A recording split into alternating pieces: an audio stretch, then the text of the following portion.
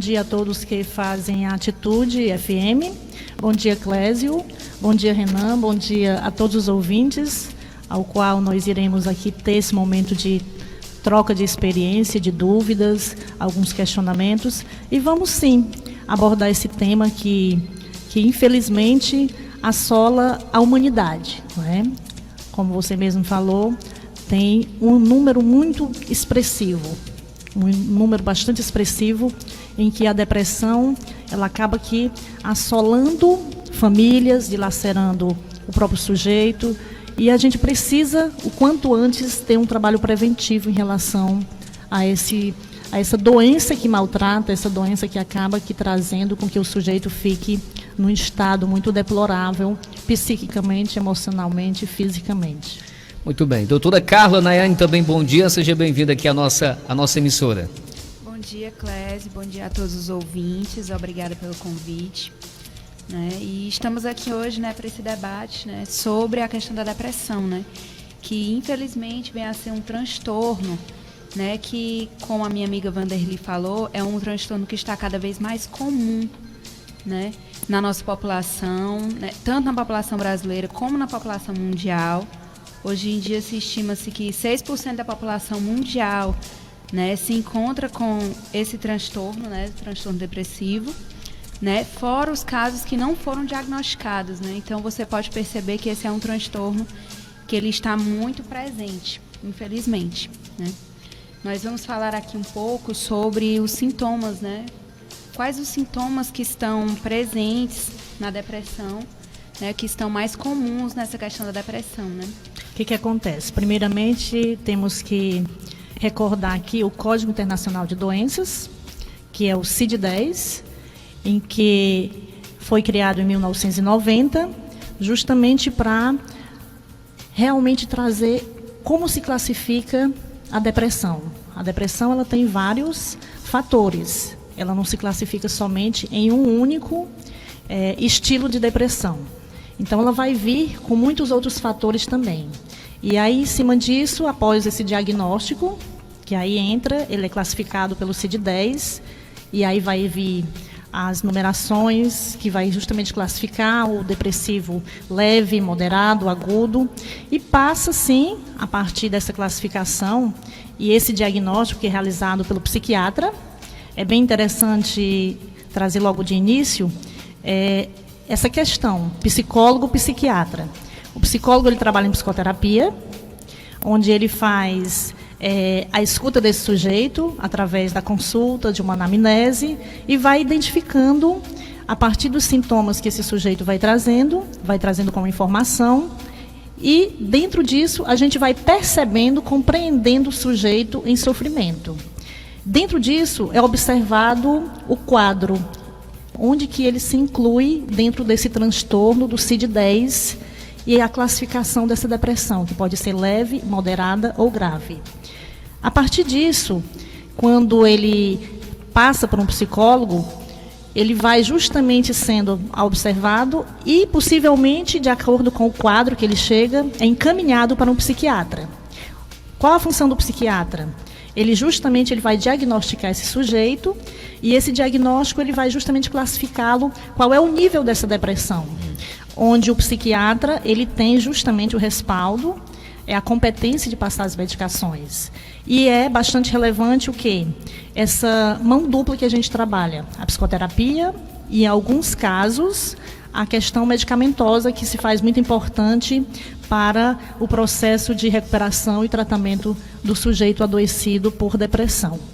A depressão, sim, é um transtorno que vem sendo classificado por vários fatores que vêm trabalhar a questão psíquica, a questão emocional do sujeito, e se rotula muito também, em detrimento, sim, de vários outros fatores, mas a gente sempre coloca também assim, a grande consideração o sujeito com os sentimentos dele, Muitas vezes as afetações, muitas vezes possa vir por um trauma, possa vir por perdas, por um luto, por um desemprego, por uma relação afetiva, por conflitos familiares.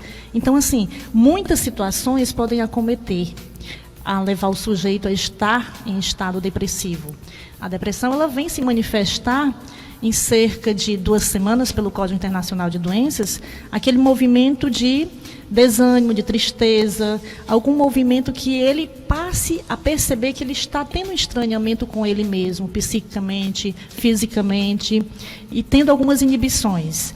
E a partir disso, o interessante é justamente assim, nem todo caso, também é muito bom a gente deixar bem claro que nem todo caso de tristeza. Tristeza é um sentimento, verdade. Todos nós, é um fenômeno natural, é um fenômeno da humanidade. Às vezes há uma confusão nesses dois sentidos, né? Então tem que ter uma observância maior em cima disso, né? Muitas vezes a tristeza não se classifica diretamente com a depressão, mas sim por algum evento que aconteceu e precisa ser observado, porque aí vai vir os sintomas da depressão de fato, para poder, de fato, ser diagnosticado e de fato, esse sujeito poder ter uma orientação adequada para um tratamento.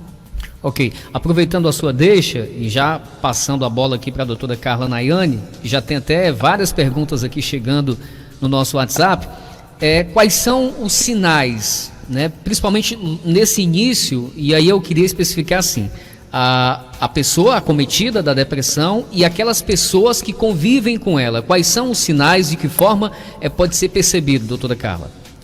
Bem, os sinais, eles podem aparecer com a questão de um desânimo, né?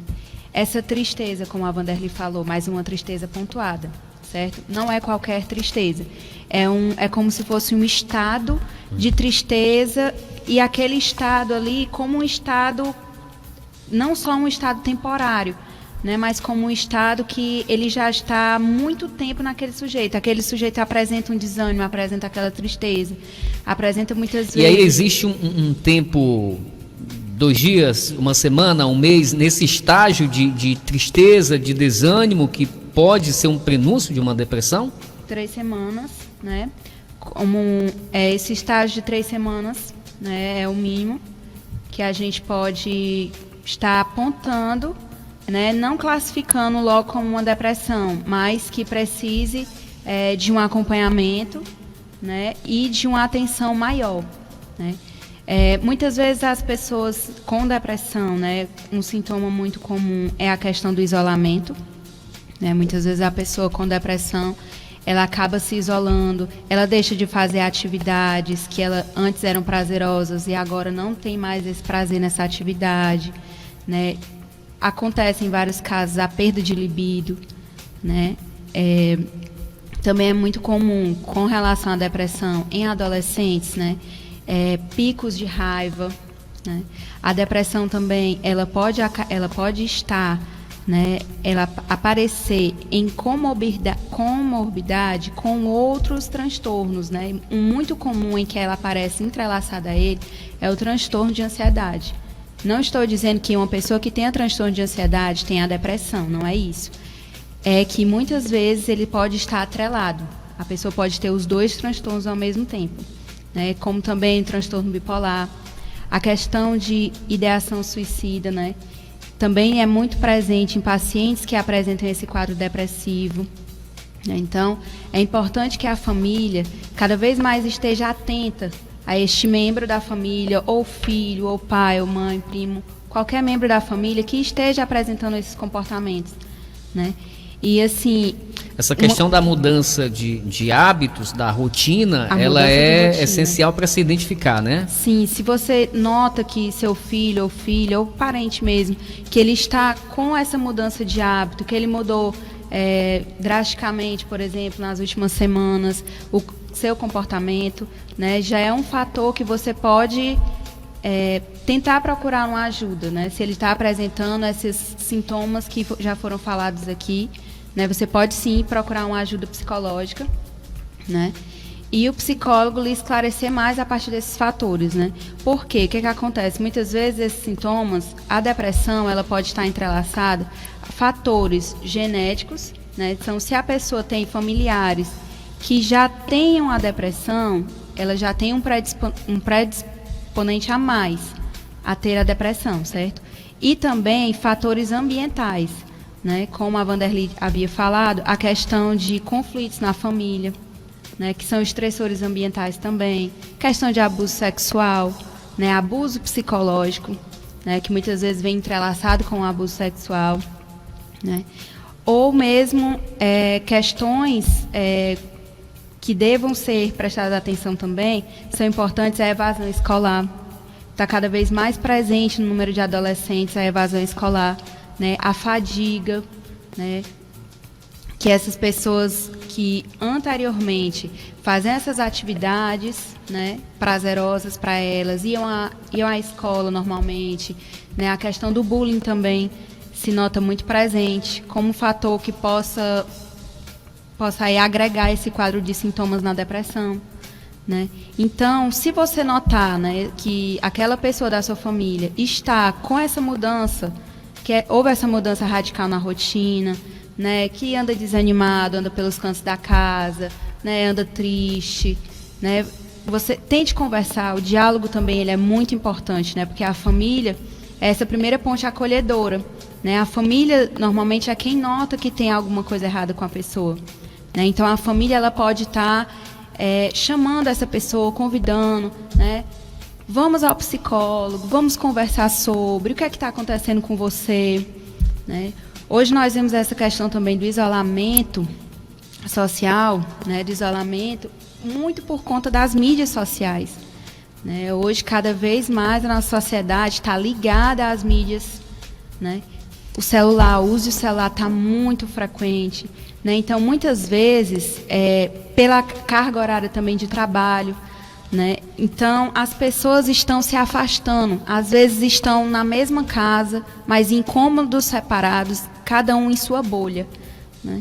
Então, é importante no mesmo essa espaço questão do e às diálogo. vezes com realidades diferentes, né? Sim, e tem muitos casos, certo? Vários casos em que as pessoas estão juntas na mesma casa, às vezes uma família bem numerosa, e cada uma sozinha no seu próprio mundo, né?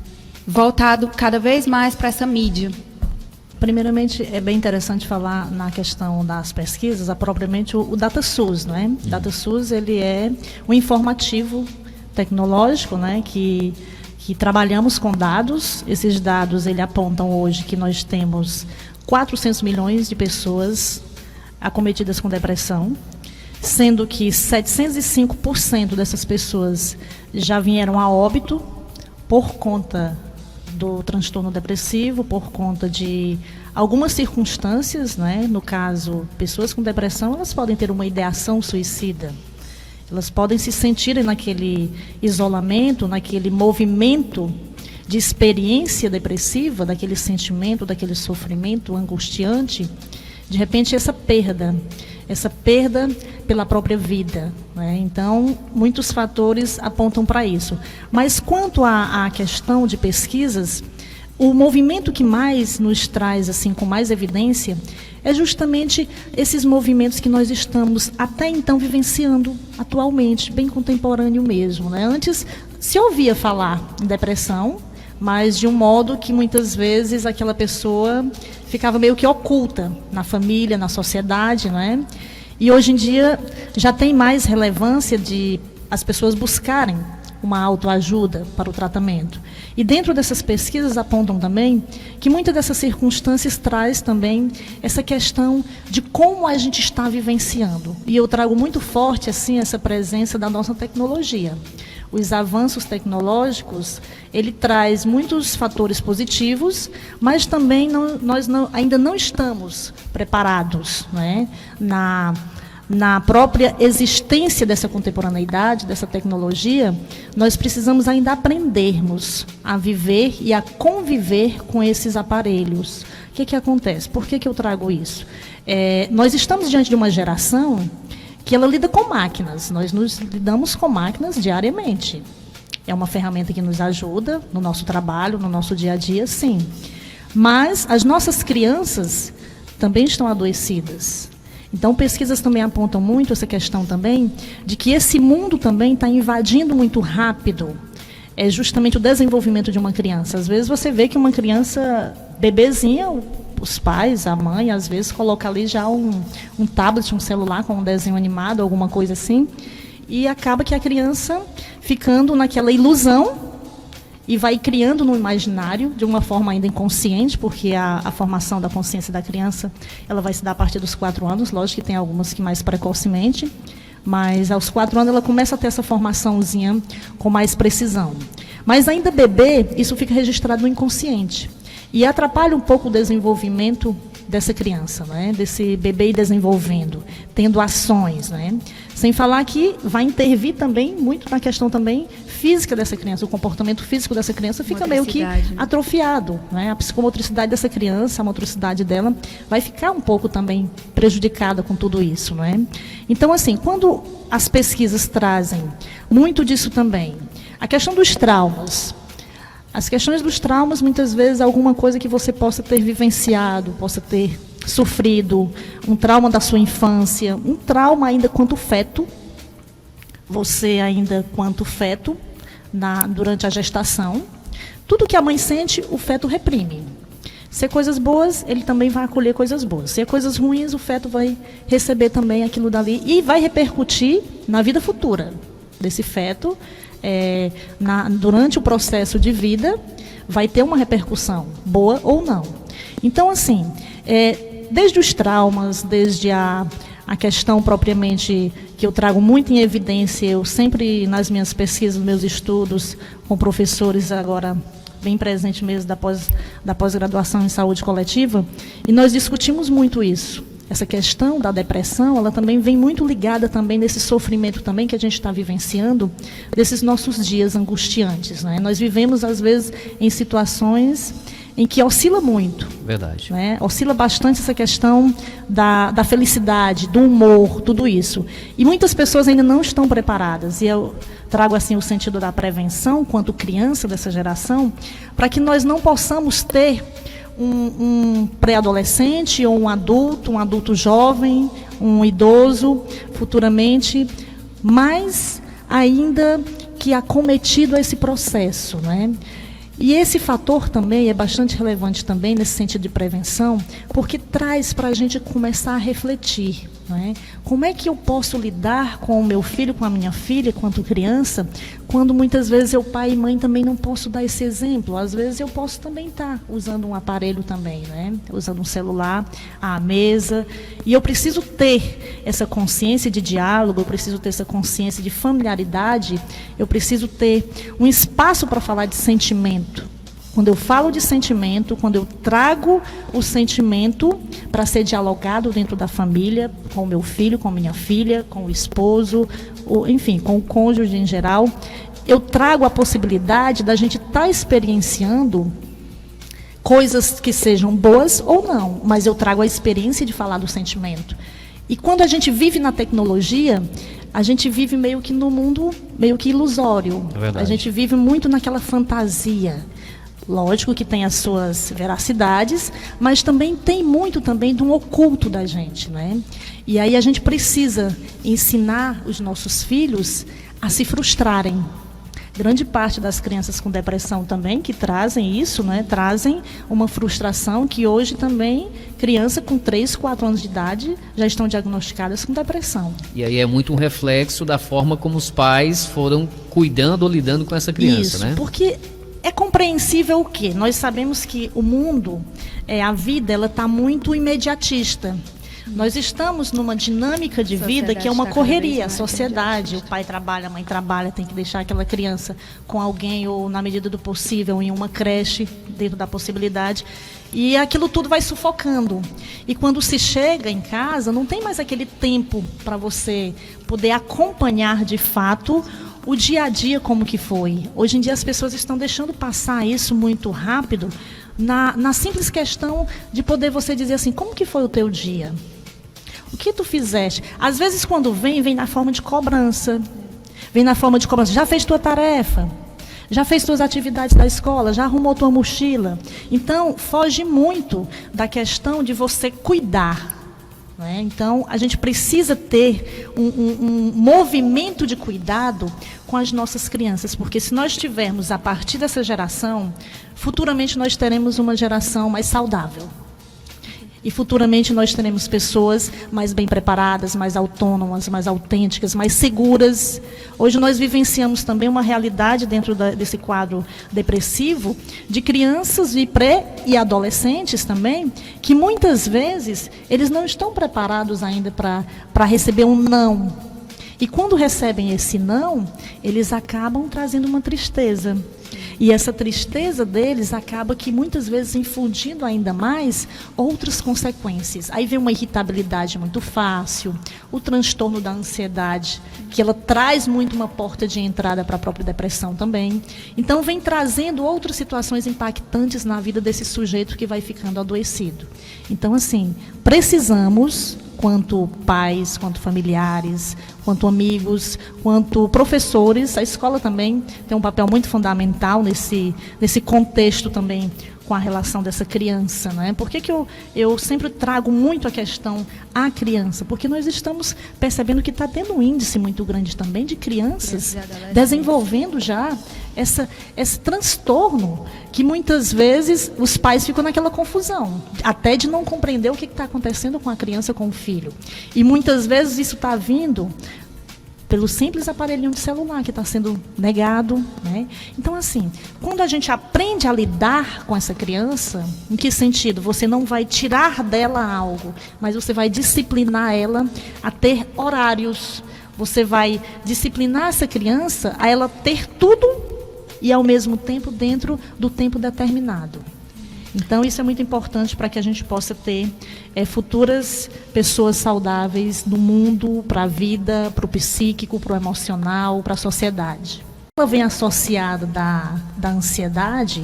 É muito comum chegar no consultório, né, Carla? Aquela questão que as pessoas chegam dizendo assim: eu estou sentindo um mal-estar aqui no peito, que eu não sei o que é, eu não consigo identificar para dar nomes. Mas é uma angústia que traz, né? Então ela vem associada a esse mal-estar, muitas vezes pode trazer uma sudorese, muitas vezes pode trazer um calafrio, pode trazer, diante dessa sudorese, pode trazer, além dessa angústia também, uma falta de ar. E pode também trazer, tem momentos depressivos oscilantes, quando a pessoa diz assim: eu também posso rir? Sim, também pode rir.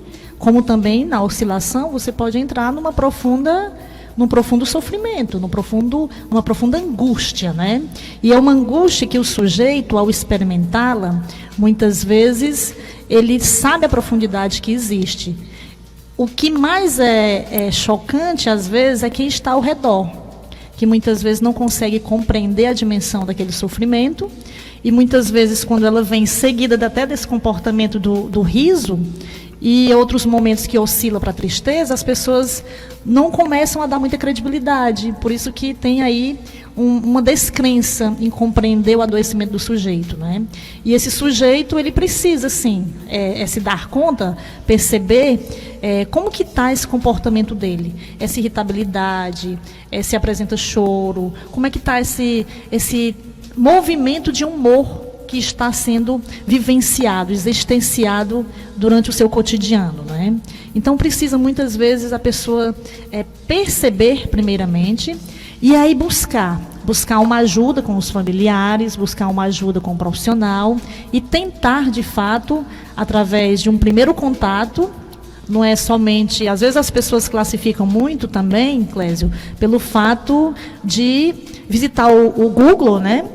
E cometer também esse movimento, essa atitude de ir lá e começar, e às vezes, durante alguma consulta como essa na internet, às vezes a pessoa acaba que, às vezes, até que se rotulando, e algumas pessoas até que entrando em desespero, né? Então, assim, é muito interessante quando a pessoa possa ir se percebendo diante das suas angústias e sofrimentos, e buscar ajuda, primeiramente comunicando a um familiar, uma pessoa de sua confiança, e, consequentemente, buscando um profissional da área da saúde para poder realmente passar por uma anamnese, realmente passar por uma consulta que possa, de fato, ter um acompanhamento.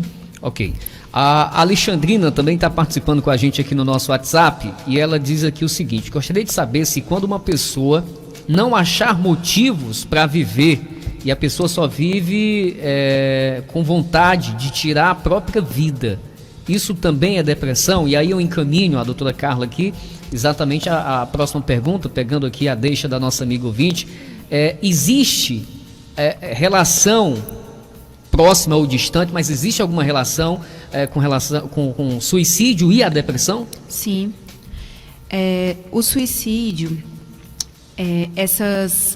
e as próprias tentativas suicidas, elas são fatores bem presentes na depressão, né? Porque, como já foi falado aqui anteriormente, a depressão ela tem alguns graus, né? E assim, a depressão ela vai evoluindo. Esse né? aqui Então, seria um dos mais graves, alguma seria um coisa dos assim? mais graves. Então, é importante que a pessoa, né, procure, né, se abra, né, muitas vezes para a família, porque até esse movimento de conversar com a família é um movimento difícil, porque muitas vezes as pessoas são julgadas, né, pela própria família, que é quem deveria acolher, como preguiçosas, como frescura, que isso é frescura, né, e na realidade não é, porque se uma pessoa chega, né, se qualquer pessoa da sua família, se qualquer membro chega, dizendo que está se sentindo mal, que está em situação de sofrimento, muitas vezes não sabe dizer o motivo desse sofrimento, né? Que já pensou várias vezes em tirar a própria vida,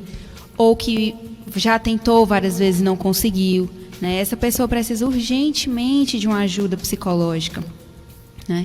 E muitas vezes nós vemos que ainda é um tabu muito grande essa questão de ir ao psicólogo, né? Ir a essa procura de ajuda, ir a essa procura de tratar a sua saúde mental, né? Não é frescura, certo? É importante, cada vida importa, né? E é importante que a família saiba acolher essa demanda e saiba levar ao psicólogo, né? Encaminhar a pessoa para um psicólogo, né? Para que seja feito o acompanhamento necessário.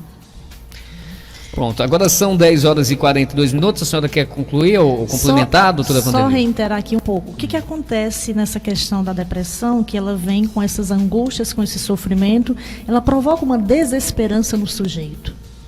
O adoecimento do sujeito em depressão, quando ele traz consigo essa forte desesperança, ele começa a ter uma perda de sentido da vida. Ele começa a ter uma perda de sentido de todos os fatores do cotidiano dele ou dela. Então, isso vai provocar, sim, pensamentos, ideações, tentativas e, muitas vezes, até mesmo vir mesmo a questão do próprio óbito pela questão do suicídio. Mas também, Clésio, isso também é algo também que é muito relevante e muito característico também de muitas pessoas que às vezes sentem-se dentro desse adoecimento e isolamento, eles não sentem também a compreensão das pessoas que estão em sua convivência. E isso acaba que afetando as afetações emocionais das relações. Toda relação tem contato, todo contato pode ter um conflito, um atrito ou não. Então, as pessoas precisam também compreender esse sujeito no seu sentido de adoecimento. A depressão também, ela traz também um contexto muito complexo. É um caso de saúde pública, é algo que precisa ser mais infundido, precisa ter mais políticas trabalhando sobre isso. Nós vivenciamos diante de uma sociedade que muitas vezes está depressiva também, em todos os contextos. A sociedade se encontra adoecida. Isso. Em todos os contextos. E nós precisamos também trabalhar com uma forma mais sistemática, mais firme, mais segura, trabalhando com todas as secretarias, com todos os movimentos. Nós temos, não somente pelo fato de ser algo relacionado à saúde, mas nós temos dentro de outras secretarias também. Quando eu digo assim, no contexto geral, não só municipal, mas a gente vê que justamente isso perpassa dentro de uma educação escolar que possa vir também. Nós temos índices pelo DataSUS de crianças e pré-adolescente, adolescente, de jovem, por conta de um trauma, de um bullying, de alguma coisa, e de repente ter uma ideação suicida. Então, a gente precisa ser assim mais enérgicos, nós precisamos estar mais disponíveis, nós precisamos estar mais atentos e atentas para ser trabalhado de fato esse movimento em todas as esferas da nossa sociedade. Ok, eu tenho aqui a participação da Maria Júlia, ela é do bairro Esmerino Gomes e relata aqui, seu filho é criança ainda, não deu para me entender aqui a idade, mas eu acho que em torno de 5 anos, tem problema renal e também, se eu não me engano, úlcera. A ligação não estava muito bem aqui. E aí ela relata aqui o seguinte: tem dias que o filho está bem humorado, né, e coisa e tal, e tem dias que está extremamente estressado. Ela pergunta se isso pode ser um prenúncio de uma depressão ou alguma coisa desse tipo. Bem, Clésio,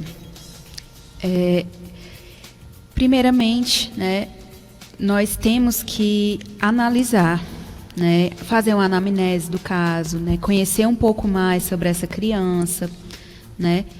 Pode ser indicativo de depressão, pode não ser, até mesmo porque ele tem outras doenças associadas, né? Pode ser um mal-estar causado das doenças ou causado da questão medicamentosa que ele está ingerindo para o tratamento dessas doenças, né? Então, o correto a se fazer seria levar essa criança, né, para um atendimento, procurar um atendimento psicológico para essa criança, para que seja feito uma avaliação dessa criança. Um diagnóstico mais exato. Um diagnóstico, né, mais amplo, um diagnóstico mais exato, né, para que realmente possa se dar início, caso seja necessário, o tratamento adequado.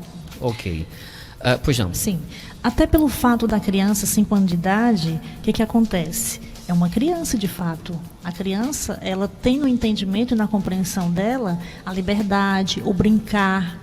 E muitas vezes, pela questão da doença que ela se encontra, ela vai se sentir um pouco afetada, distanciada, até mesmo pelo cuidado, a comprometida nesse brincar, né? Isso, essa proteção do cuidar dos pais, pelo movimento que ela já traz nesse diagnóstico de problemas renais e úlcera. Então a criança, ela já tem um adoecimento físico, biológico, né?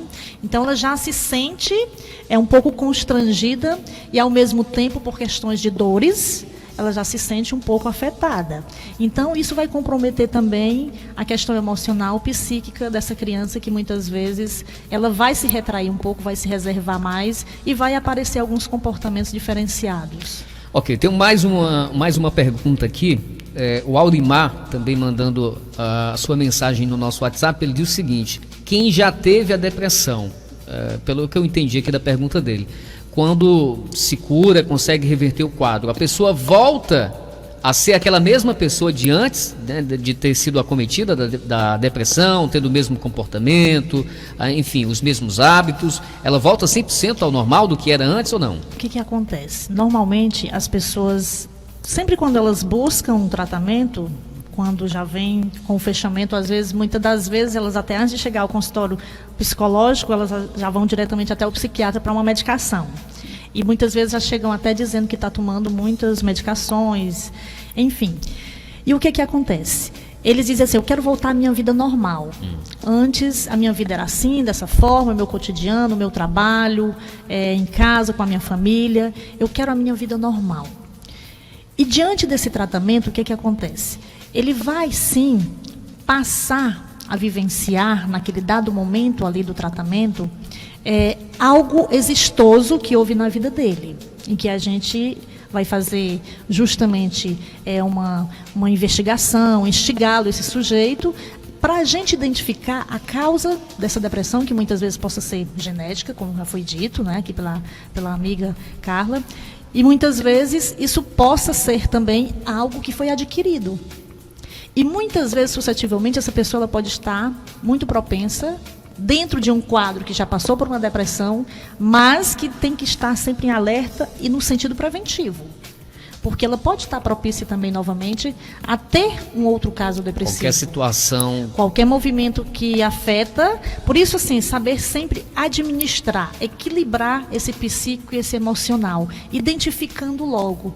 Começar a identificar que sentimento é esse que eu estou sentindo aqui, que já está me levando a um mal-estar, a alguma situação de adoecimento a qual eu já passei por essa experiência. Então, eu preciso ficar muito atenta a esse movimento. Quando eu identifico isso, eu sei, eu já estou entrando no trabalho preventivo comigo mesmo para propriamente reverter a situação. Mas é comum as pessoas terem a depressão e dentro, porque o que acontece também, às vezes, infelizmente, nós temos pessoas muito disciplinadas dentro do tratamento, quando, de fato, começam a ter essa tomada de consciência e começam a prevalecer dentro da orientação do tratamento. Mas tem pessoas também que às vezes dizem assim, eu já estou bem melhor, então eu vou parar por aqui. Na psicologia, nós, quanto psicólogas, eu sempre fui orientada pela doutora Ângela Andrade, psicóloga da Universidade de Fortaleza, e ela sempre disse, nós, quanto psicólogas, não devemos dar alta ao sujeito. Quem tem que saber quanto está bem é ele próprio. Então, eu me resguardo quando a pessoa diz assim, olha, eu já estou bem, eu vou parar por aqui, não vou vir mais. Claro que, quanto profissional, eu acolho, né, aceito, e sempre deixo em aberto qualquer movimento de sentimento, se quiser entrar em contato, dê um posicionamento.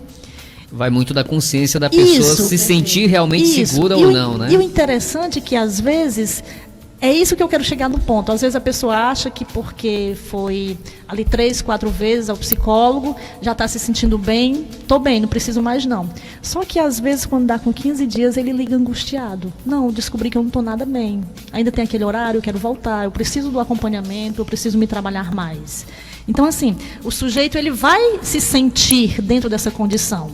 Mas o principal de tudo, quando ele identifica, por ele já ter passado por um processo depressivo, e ele vem dentro dessa recuperação, ele até começa a seguir a vida dele dentro de uma normalidade, como ele mesmo fala, e sempre que essa normalidade, muitas vezes, são novas experiências, novos ritmos de adaptabilidade para o teu dia a dia. Aquela coisa assim, eu quero voltar como eu era antes, mas foi uma experiência que ele vivenciou. E muitas vezes, revisitar tudo isso pode ter alguns ganhos também, mas pode ter algumas perdas. E essa nova adaptabilidade que ele vai se descobrindo com novas fases existenciadas futuras, vai dando essa condição de uma presentificação desse sujeito a ir se percebendo. E quando ele vai se percebendo, ele vai começando a identificar pelo próprio sentimento que ele começa também, dentro da percepção de tomada de consciência, ele pode ter essa condição também de quê? De administrar e equilibrar suas emoções. E aí é onde ele, sim, pode ter propriamente com ele mesmo esse trabalho preventivo. Ok, são agora 10 horas e 52 minutos, o tempo voa, né? O assunto é bom. Ouvinte, Samara. Pronto, se a Samara diz que tem horas que ela não gosta nem dos próprios filhos, né? Foi assim que ela redigiu. Então, eu acredito, sim, que isso deve ser um fator de risco, né? E um sintoma muito presente. Não estou aqui para fazer rótulos, mas acredito, sim, que a Samara deveria procurar, né, um serviço de ajuda psicológica, né? Porque, pelo menos pela fala dela, isso me trouxe, até em escutar, né, essa fala dela, me trouxe uma angústia. Porque uma pessoa que muitas vezes não se sente nem à vontade com os próprios filhos, né? É de um pesar muito grande, né? É de um sofrimento. Verdade. Né? Então, cuide da sua saúde mental, né? Procure um psicólogo, né? Para fazer esse tratamento, para conversar, né? Para fazer uma anamnese, ver o que pode estar causando isso em você, né? E procurar uma ajuda. Realmente é esse movimento, né? Esse movimentar-se, essa inquietação nossa, né? De ver que tem alguma coisa que não está certo, né? Que não tá bem, né? Que são coisas que podem estar me trazendo um desconforto, pode estar me trazendo sofrimento, né? Então, daí procurar uma ajuda, né? A outra ouvinte, ela havia falado sobre questões de dores no peito. Isso. Foi isso. Ansiedade, angústia. Angústia, ansiedade. Bem, isso também são outros fatores de risco que podem também, como eu já havia citado aqui anteriormente, que podem estar atrelados à questão da depressão, né? Como uma comorbidade do transtorno de ansiedade. Né? Não estou dizendo que ela tem ansiedade, né? Porque assim, nós temos que avaliar o quê? A frequência com que o comportamento ocorre, né? E a duração com que ele ocorre. Né? Porque se você pega um CID-10, né? Que são os manuais, né? O CID-10, DSM-5, que são os manuais onde aparecem todos os sintomas dos transtornos, muitas vezes você pode se identificar com alguns daqueles sintomas, né? Mas o que vai dizer se realmente você tem ou não aquele transtorno é muitas vezes a forma como aquele sintoma está aparecendo na tua rotina, né? Se aquele sintoma está aparecendo de uma forma exacerbada, né? Se está aparecendo várias vezes, né? E principalmente, não você se diagnosticar, e sim um profissional responsável, né? Que passou por toda uma formação, passou por estudos, né? Atendeu várias pessoas na clínica, que atua na clínica trabalhando com pessoas que tenham transtornos mentais. Esse profissional pode dar um diagnóstico para que seja começado um tratamento. Muito bem, já são 11 horas e 56 minutos, a gente já tem que encerrar aqui, né? 10 horas, né, e 56 minutos, o assunto é bem amplo, bem extenso, e repito, depois a gente vai marcar aqui uma nova oportunidade.